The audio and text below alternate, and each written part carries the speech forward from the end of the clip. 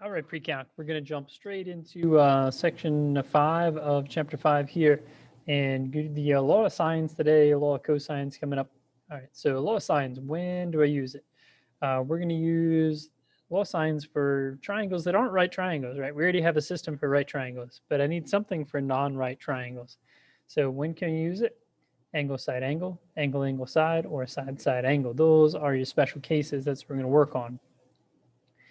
Um, so what is it? That's probably a really good question at this point. That means we're going to take the sine of the angle and divide it by, so sine of A over A. That should be equal to the sine of B over B and the sine of C over C. Now, this can all be flip-flopped, right? I could have A over the sine of A, B over the sine of B, and C over the sine of C.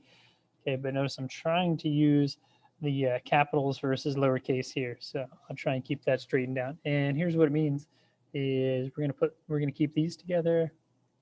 All right, we're gonna keep these together. And let's see here, we're gonna keep these together. Okay, so there is a relationship between them, and that's what we're going to use for the law of sines. Hopefully it's pretty easy to remember, right? And to solve all these, we're simply just going to cross multiply. So I would typically only deal with two of them at a time, right? So we could cross multiply to solve for either a missing angle or a missing side, knowing that some other things are always true, like 180 degrees in the triangle. All right, so angle A, this is going to be 110 degrees. Okay, angle B is 40 degrees, and side C is 25. All right, so that's the first thing. First thing I might say is, all right, well, let's just get that other missing angle. So we have what 110 and 40 is 150. So that means C is going to be 30 degrees. So we're going to solve the following triangle, right? That's our job at this point. So angle C is taken care of, and then just go with, all right, well, let's figure out whatever we want to do. So the thing that I know right now is that angle C goes with 25. So I kind of really needed that one. Okay, so I might say sine of 30 over 25. And what do I want to solve? Let's solve for A as well here. Okay, so I'm going to try and color code this a little bit. So that means I need sine of 110 should be over top of A.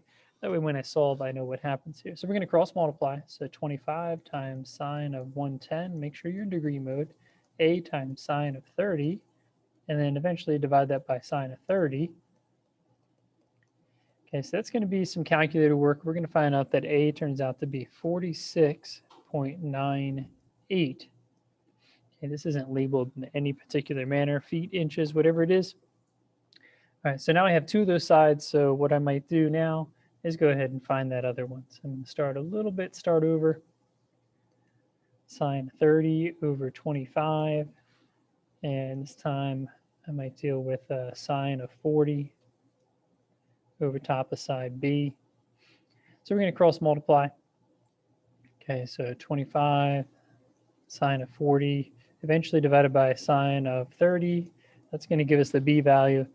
B should turn out to be 32.14 if we're both calculating it correctly.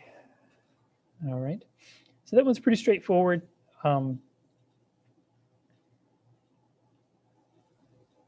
what we're going to deal with now is another thing can happen if you're given two sides. Your first step must be solve for the second angle. Okay, so what will happen in some of these is we have to do an extra test. And out of our two paragraphs here, what we're going to do is once we calculate one side, and then we're going to find the supplement and see if we can actually have two triangles out of it. So we're gonna give you a couple examples here, kind of walk you through. Right, so there's a chance that we have no triangles. There's a chance that we only have one triangle, and there's a chance that we have two triangles. And if I recall in my examples here, we're going to walk you through each one. All right, so let's get everything on here.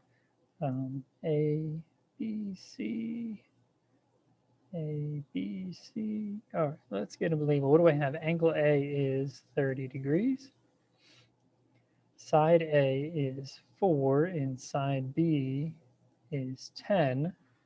Okay, so that means I have sine of 30 should be over top of 4. We're definitely going to use that. Sine of b, I don't know, but I know the length of b is 10. All right, so we're going to cross multiply. So 10 sine 30 equals 4 sine of b divided by 4. And then what I have to do is take the inverse sine of all of this. So whatever number you get out of this, we're going to plug that in. Okay. And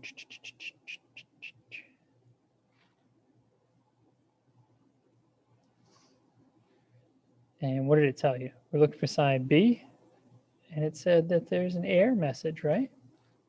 And what that means is there's actually no such triangle that makes this happen. Okay, so we get no triangles where that's going to work. Okay, so if you get an error message right away, that makes this one of the easiest cases to deal with. So I figured to throw that one in front of you right away. All right, let's get the next one set up and see what happens here. So I got A, B, C. A, B, C. Let's put some labels in here. What do we have? 55.3 degrees. A is 22.8 and B is 24.9. Okay, so we'll start off basically in the same fashion. Sine of 55.3 over top of 22.8 equals sine of B, and it's over 24.9. All right, so here's what's going to happen. We're going to work through everything we just did. We're going to cross multiply. Okay, and eventually we're going to have to take the inverse sine of what, 24.9 sine 55.3 over top of, points down there, 22.8. So as we work through just that calculation, and what we'll do is we'll find out that angle B is 63.88 degrees. All right, so here's the thing is we have to deal with the supplement, right? So this is possible, or what's 180 minus 63.88 degrees? Well, that's going to get us at 116.12 degrees. Now, would that still fit inside of this triangle? And it does, right, because A was 55.3. So what we're doing is we're finding out if all three of our triangles can fit here. So if we take our 180, we're going to subtract the 55.3. We're going to subtract 63.88. So C in our first potential triangle is going to be 60 degrees, 60.82 degrees. All right, so we can work that whole thing out because we've already done this calculation. What we also have to do is finish this other one where potentially B isn't 63.88. Potentially B turned out to be 116.12. So we're going to start off the same way as we originally did. Sine of 55.3 over 22.8, and it equals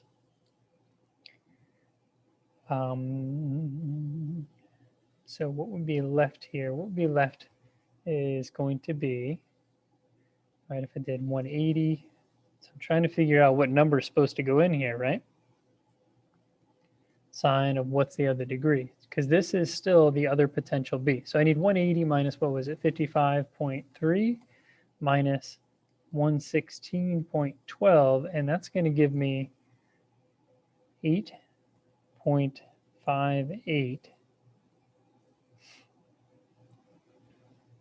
So let's fill that in, sine of 8.58, so I can find out what the length of the side C is. All right.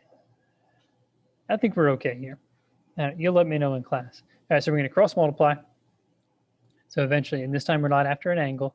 So eventually we want 22.8 times sine of 8.58. That equals C times sine of 55.3 divided by sine of 55.3. and we'll find out our C length is 4.06. 4.06. All right, so that means for this one, we actually have two triangle options. All right, because the main idea here is that our supplement allowed us to still have all three angles present, and it just changes that value of the length of C.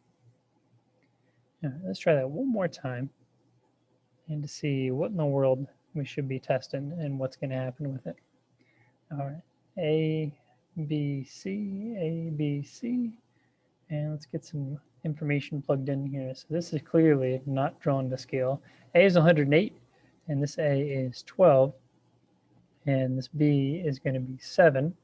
So I want sine of 108 divided by 12, sine of B, and it's going to be over 7. All right, so we're going to cross multiply. We're going to eventually do the inverse of sine until we find out that B is 33.7 degrees.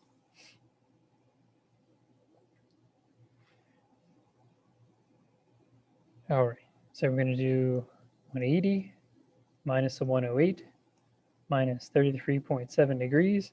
And we'll find out that we're going to get 38.3 degrees for C. All right, and then what we can do is find out as we could go through and finish all the sides for that.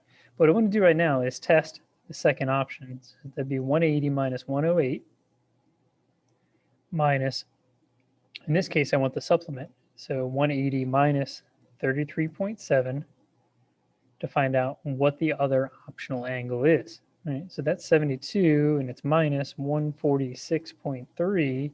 So I'm going to end up with a negative, and we shouldn't have no negative angles, right? Okay, so that means we only have one triangle this time.